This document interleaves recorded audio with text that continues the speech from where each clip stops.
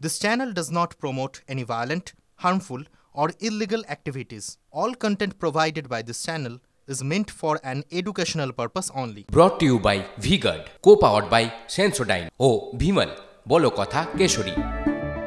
Associate sponsor Ultratech Cement। ফের একবার সেই খবরের দিকে নজর রাখতে হবে, জানিয়ে মুখ্যমন্ত্রী খোদ বেশ অসন্তোষ প্রকাশ করেন। তারপর থেকেই হয় কি অ্যাকশন। দেখুন, তারপরেও ফুটপাত দখলের বিনিময়ে তোলা তুলছে তৃণমূল পরিচালিত পুরসভা। এই অভিযোগ আসছে ইংরেজ বাজারের রীতিমতো রসিদ দিয়ে চলছে তোলা আদায়। ফুটপাতের দোকান বসানোয় পুরসভাকে দিতে হচ্ছে 10 টাকা করে। এই অভিযোগ ব্যবসায়ীদের একাংশের। মিউনিসিপ্যালিটিতে আপনাকে কি এখানে বসার জন্য অনুমতি দিয়েছে? মানে ওর জন্য কি নেয় আপনার কাছ থেকে? 10 টাকা তোলা নাই। হ্যাঁ, তোলা নাই, 10 টাকা করে তোলা। কত টাকা করে? 10 টাকা করে তোলা দেন। হ্যাঁ, কাকে? মিউনিসিপ্যালিটিতে, ইংরেজ বাজার পুরসভা। কত টাকা করে দেন? 10 টাকা পার ডে। 10 টাকা। পুরসভার সামনে বা সংলগ্ন রাস্তায় বেদখল।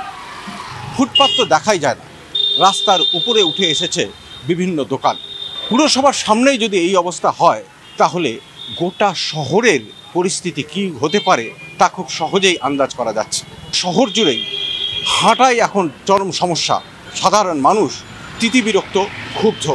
বারবার তারা অভিযোগ জানাচ্ছেন, কিন্তু লাভের লাভ আদতেই কিছু হচ্ছে না।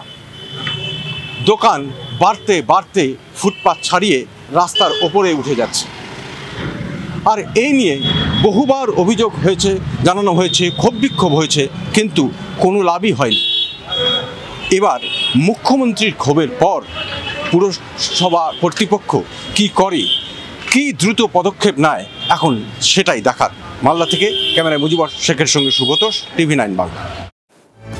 সুব্রতোষ আমাদের প্রতিনিধি আমাদের সঙ্গে রয়েছেন। সুব্রতোষের সঙ্গে সরাসরি কথা বলবো। সুব্রতোষ, গত পরশুদিন একটা পুরো বৈঠক হলো, তারপর আমরা দেখলাম মুখ্যমন্ত্রী কড়া ডোজ দিলেন।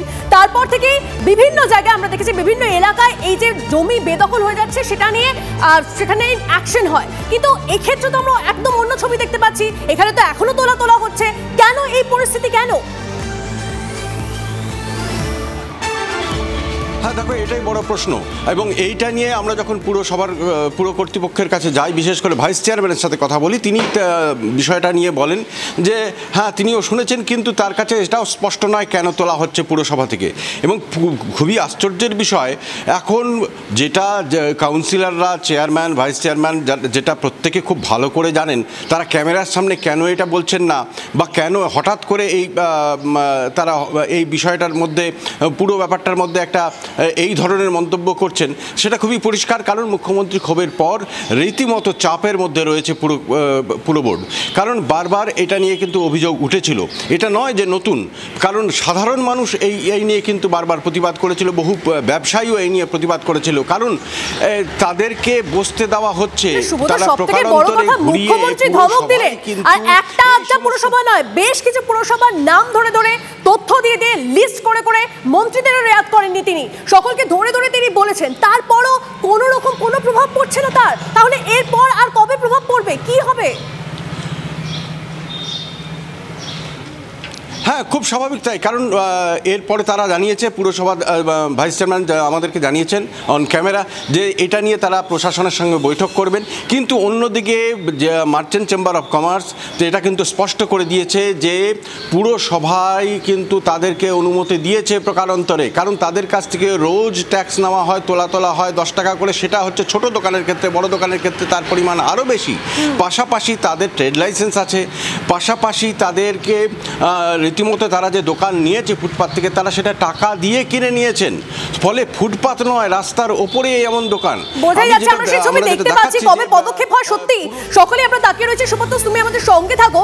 স্বাভাবিকভাবে এই ঘটনার পর থেকেই সরব হয়েছে বিজেপি। কি বলছে শোনাব। কোথাও খাবার দোকান, কোথাও ফুটপাতের উপর হকাররা বসে আছে। এদের বেশিরভাগটাই তৃণমূলের মদতেই হচ্ছে, এবং তৃণমূল যারা মিটিং মিছিলে আসে তারাই এগুলো দখলদারি করে বসে আছে। অভিযোগ করছে তৃণমূলের বিরুদ্ধে। আর সুব্রতোষ আমাদের প্রতিনিধি কথা বলেছিলেন পুরো প্রধানের সঙ্গে, তিনি কি বলছেন, তার কি যুক্তি শুনুন। যারা ফুটপাতে ব্যবসা করছেন তারা ব্যবসা করার জন্য যতটুকু জায়গা দরকার সেইগুলো তো রেখে বাকি অংশটুকু ছেড়ে দিয়ে পথচারীদের যাতায়াতের ব্যবস্থা করে দেওয়ার জন্য, এবং তারা আশা করব তারা সেই আমাদের সেই মাইকিংয়ে সাড়া দেবেন।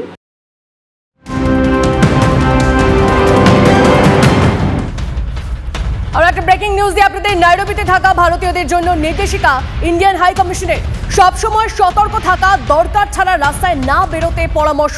নাইরোবিতে প্রবল বিক্ষোভের জেরে ভারতীয়দের জন্য নির্দেশিকা জারি।